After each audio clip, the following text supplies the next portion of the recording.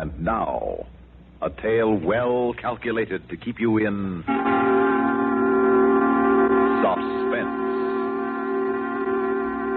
In a moment, Act One of Hide and Seek, starring Jackson Beck and William Redfield, and written especially for Suspense by Bob Corcoran. This first portion of Suspense is brought to you by the makers of Marlboro cigarettes.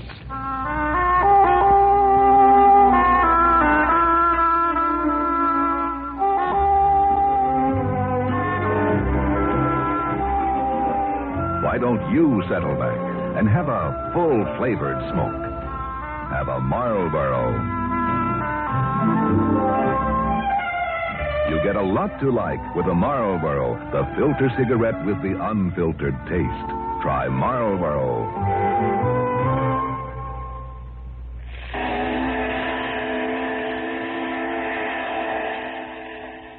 The lost soul cry of a lake steamer fell into the sleeping Chicago street like a wet feather, sending out ripples of fear that washed against a dandy man who would soon die. A nerve kept jumping under his eye. His hands were sticky. He stared out the window, forcing himself to go through the routine he created. He'd stop at the all-night cigar store, no matter how late, and have his shoes shined so he could go home with a clean pair. It was one of the reasons they called him Dandy. But he wasn't enjoying it tonight, and never would again.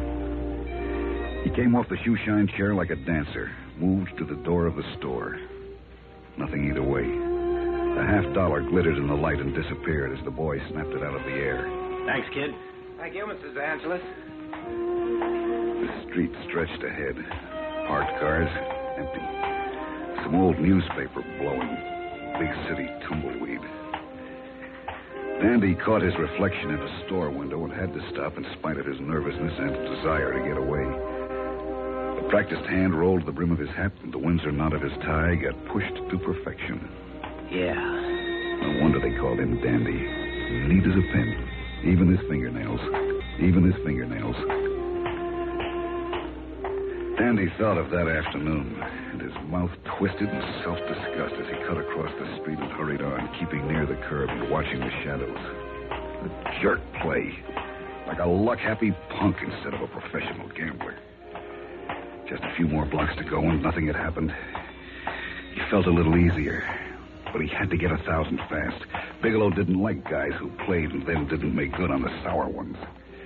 He had a long list of things he didn't like, and that was on top. Dandy knew that when he made the bet that afternoon. You got it, though, ain't you, Dandy?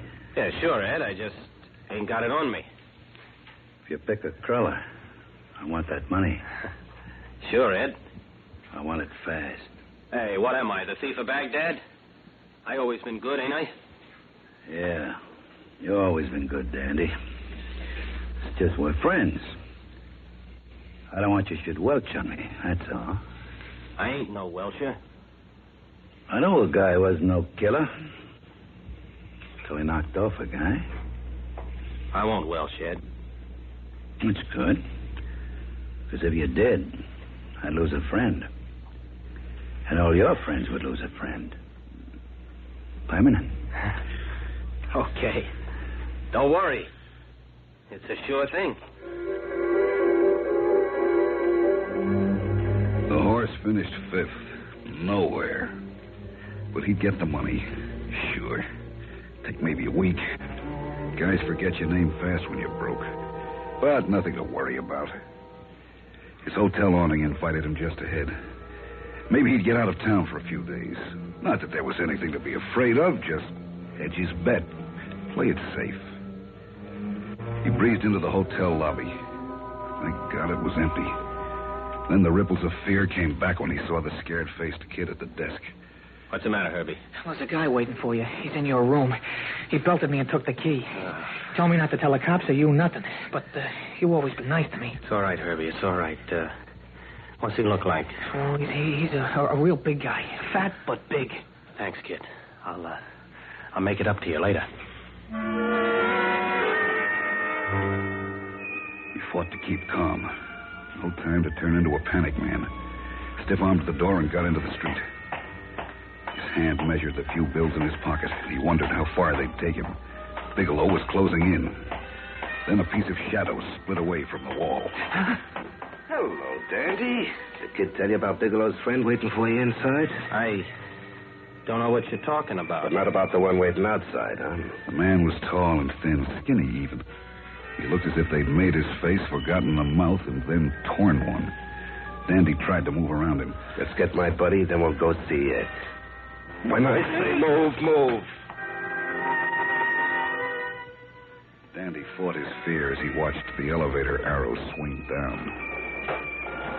He was tall and fat. His eyes looked as if someone had tried to hide 2 grapes in some dirty grease. You got him. Good. Yeah, he was taken off. This punk here must have told him you was in his room. You do that, punk? Huh? Don't matter, we got him. You're gonna keep your mouth shut about this, ain't you? Leave him alone. Shut up, dandy man. I won't save you for Bigelow. Kid, you say anything, this is just a sample of what you'll get. Let's go. Where are we going?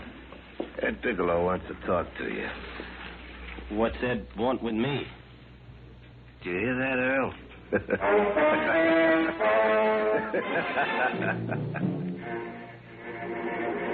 A conical tin shade hung over the desk. Everything had a coating of dirt, as if Bigelow had had the place sprayed with it.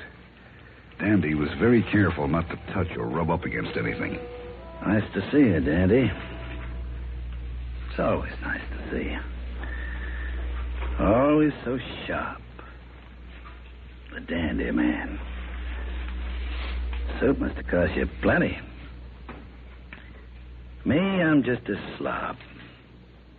No $200 suits for me. A ready-made from Joe the Tailor in Madison. Just a slob. But I'd pay my debts. Where's my money, Danny? Well, you see, Ed, No conversation. I can get that any time with the boys here. but I want to tell you... You got the 1,000? Yes or no? Oh, now listen, Ed. Answer like he says. We don't like to be rough, Dandy. We're friends. What's the answer? No, I ain't got it. No. I can get it for you, Ed. I ain't no Welsher. I mean, ask anyone in town. You told me you had it. I figured wrong. How come you figured wrong? I didn't know how far I'd gone. I laid out a lot of bets. The whole roll, huh? Kiss in the dark. You too can be a winner. Anybody can play. And you did it on my market, Danny. Well, not all of it. 1,000 of it. I don't like to be played for no chump. I don't like you should be gambling with my money. Just, give me a week. 7 days. 6. 5 even. Tomorrow I'll have it. Chicago's hard in reputations, Dandy. One guy does it to me, and maybe some others think I'm losing my grip. It'd be bad if word got around somebody played me for a patsy. Ain't that right, fellas? Yeah, like you say. I shouldn't have spread the bet so thin. Should have kept out a little. Enough to pay off Ed Bigelow. I'll get it, I tell you. Point is, you should have had it. Like you said. Oh, Ed, what's 1,000 to you? You got... Ain't no use, Dandy. Like they say down at the courthouse, you gotta be made an example of. You wouldn't kill me. I don't want to be hard. I'll tell you what. I'll leave it up to the boys. Plant him. Take the bloom off the dandy man. Get him out of here.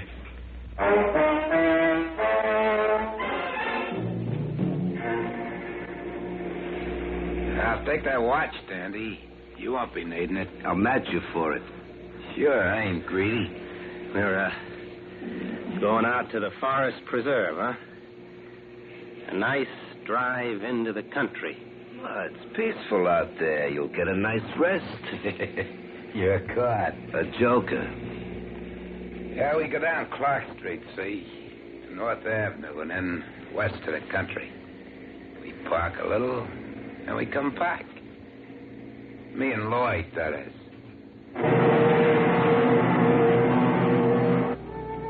Out North Avenue, right through the old neighborhood.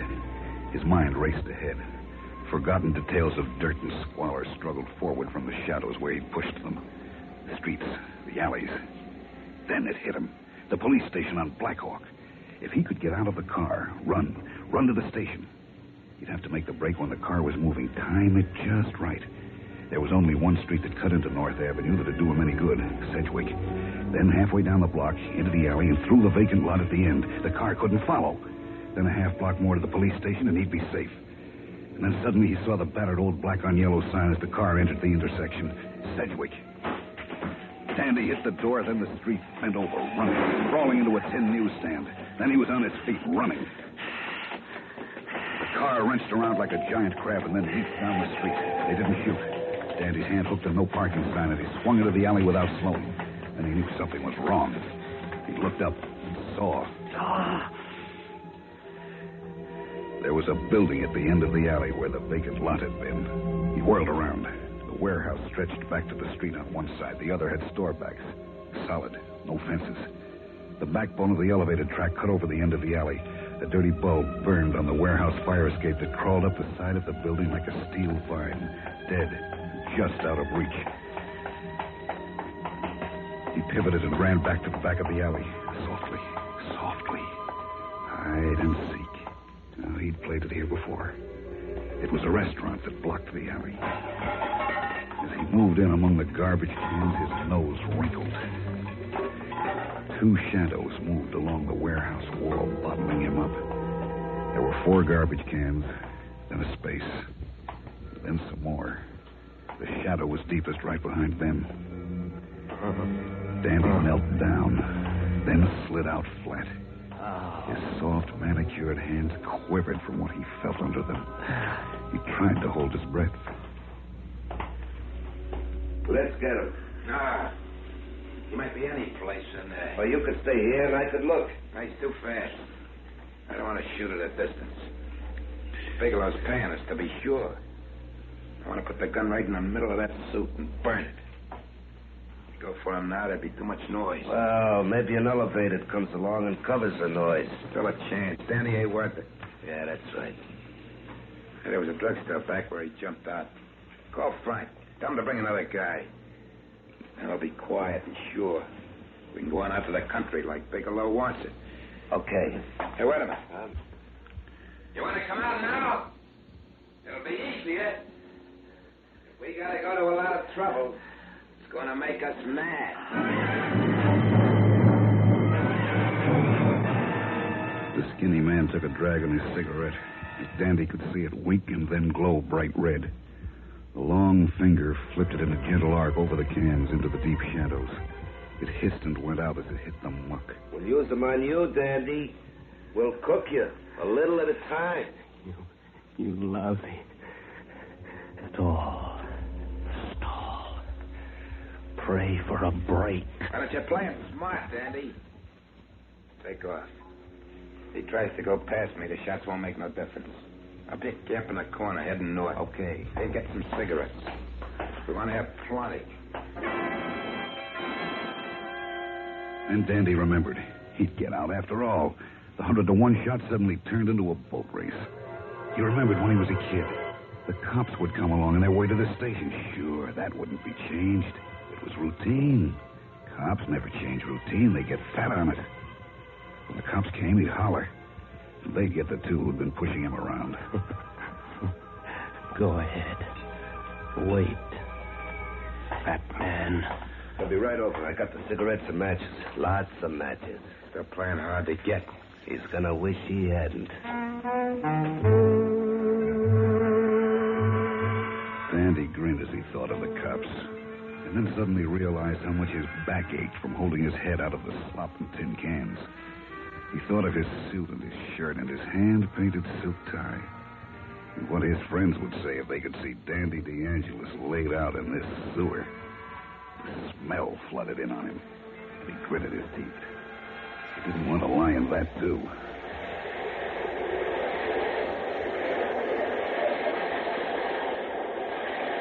It was the first time he'd ever wished he was on an elevator. But the cops would be here any second. He didn't know what made him turn his head. He just lifted his cheek off his hand and swiveled his head around. Oh. The skin went tight all over his body, and he almost screamed and jumped up, but instead, he froze and stared. Just 2 feet away, its head just emerging into the light, was an enormous rat. He hated them. Worse than anything, he hated them. When he was a kid, he'd always been afraid of them. They were the old tenement, the dank hallways and crowded rooms, the dirty smells that got into your skin and stayed there. He'd been bitten as a boy and never gotten over it. Oh, what am I gonna do? He thought he'd left all that behind him, but he hadn't.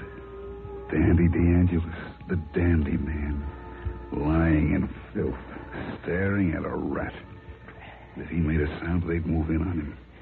And then the matches and cigarettes and gun in the stomach. Easy, dandy boy. Easy. If it meant his life, he'd stay there with a rat. Sure. What can I do? What can I do? It moved a few inches into the light, hugging the garbage can on the other side of the open space. It was a foot long and heavy. He remembered when he was a kid and they'd kill one. The filth and the fleas. That had been bad enough.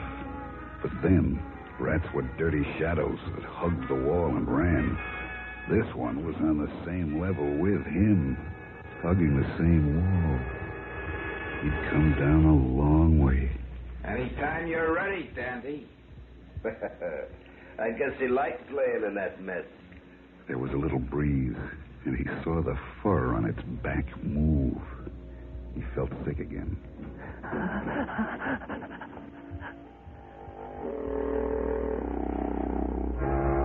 It hunched itself around. Dandy started back in spite of himself, in spite of the men waiting for him to make a sound. It didn't run at his slight motions. Dandy held his breath. He was so close to it, he could even see the rings on its tail. It moved again, and this time faced right at him. The beady eyes seemed to stare right into his own. The thin-skinned ears stood upright and straight. And Dandy could see the fleas crawling. It lifted its head, and Dandy saw the teeth that never stopped growing but get worn down and sharpened all the time. The spot on his hand where he'd been bitten as a kid started to burn. Get away. Get away.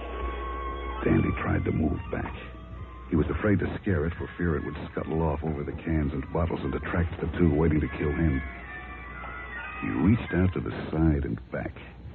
His right hand closed on a milk bottle. He gripped the neck and slowly, watching the rat, brought the bottle up beside his head, his arm cocked.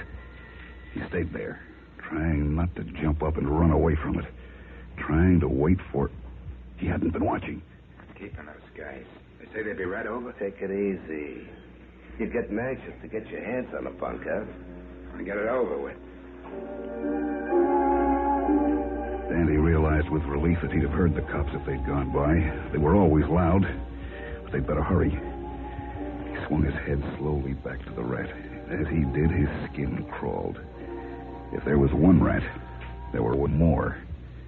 He looked to the side, dreading what he would see. But there was nothing. It moved toward him. He stopped breathing and waited, and hunched there, watching him. Maybe it thought he was dead. He'd heard about dead people and rats. Maybe it wanted the warmth. It crouched there, evil, foul, staring at him. No. Dandy forgot the men in the alleys, the burning cigarettes, and the gun held close to his belly. He forgot the cops who were going to come any minute if he just lie quietly as he was. All he could think of was that he was Dandy DeAngelis, lying there in front of a rat. The old neighborhood was still there, waiting for him all these years. He hadn't gotten away after all. No. But he would get away. He swung the bottle, invisible in its speed, swung it with all his might. No. Swung it with all the disgust and loathing and hatred that he felt. It didn't break. It hit something soft. He beat it, and beat it, and beat it, and beat it. He didn't hear them as they moved over to him, their guns at his head. Finished. Free. Dandy stopped and stood up.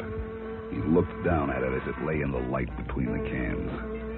It wouldn't bother him anymore. The old neighborhood and the dirt and the smells sank back, away.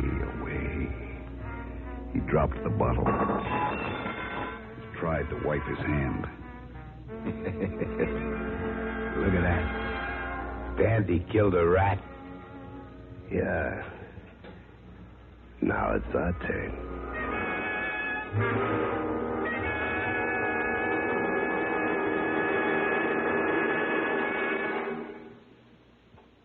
Suspense. You've been listening to Hide and Seek, starring Jackson Beck and William Redfield, and written especially for Suspense by Bob Corcoran. In a moment, a word about next week's story of Suspense. All of us see the product that comes out of Hollywood. What people like to know, though, is what goes on in Hollywood. The amusing anecdotes, the joys, the heartbreaks, life in this so untypical town. These and many other intriguing subjects provide Ralph Story's weekday Dimension Reports in Hollywood. Listening to this CBS Radio Network feature will bring you information and entertainment of Filmland. Your next date with Ralph Story in Hollywood tomorrow. Another CBS Radio Network Dimension feature is A Woman's World with Betty Furness. 3 times each day, we send Betty your way.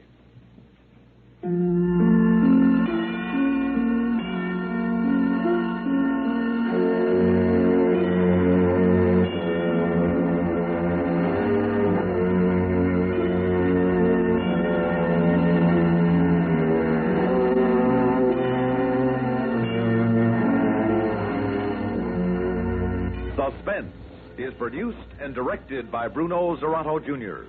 Music supervision by Ethel Huber.